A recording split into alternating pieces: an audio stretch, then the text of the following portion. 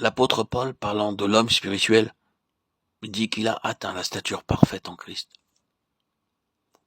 Dans sa première lettre aux Corinthiens, il souligne le contraste frappant qu'il y a entre le chrétien charnel et le spirituel. Le premier ne peut être nourri que de lait, c'est-à-dire des éléments de l'évangile.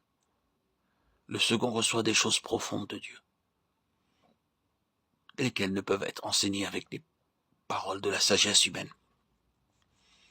Mais elles sont communiquées par l'Esprit, interprétant ce qui est spirituel à ceux qui sont spirituels. Il s'agit ici de choses, de faits, de phénomènes aussi réels que ce qui est tangible, matériel. 1 Corinthiens 2, 10, 11.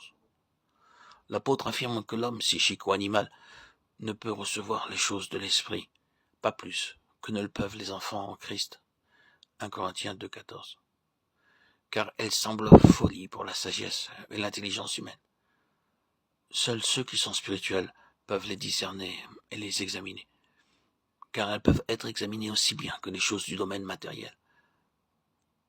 Celui qui est spirituel examine toutes choses, dit l'apôtre, étant capable, avec le secours du Saint-Esprit, de remonter jusqu'à leur source, leur origine spirituelle. Il peut percer le voile de ce qui frappe les yeux et tombe sous les sens pour atteindre les vérités spirituelles qui sont la cause déterminante. Tandis que l'homme psychique, celui qui ne dispose que de l'intelligence naturelle non régénérée par l'Esprit de Dieu, ne peut voir au-delà de ce qui est de son domaine. Il ne peut discerner, analyser, juger que dans le domaine naturel, rien de plus. L'homme spirituel juge de toutes choses.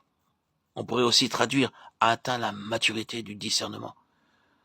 Si nous recherchons dans les épîtres de Paul tout ce qui est dit concernant l'homme spirituel et celui qui a atteint la stature parfaite, nous verrons que la séparation de l'âme et de l'esprit est la condition du degré ultime de croissance, et que la maturité spirituelle est constamment alliée à la connaissance, au jugement, au discernement, à l'enseignement des choses spirituelles, lesquelles ont leur répercussion sur l'âme.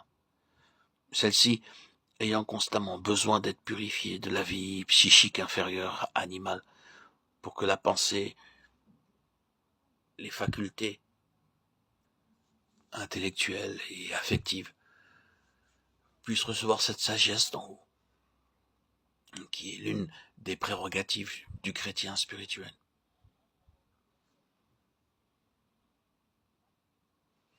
Nous prêchons la sagesse parmi les parfaits. 1 Corinthiens 2, 6. Ne soyez pas des enfants pour l'intelligence. Pour ce qui est de l'intelligence, soyez des hommes faits. 1 Corinthiens 14, 20.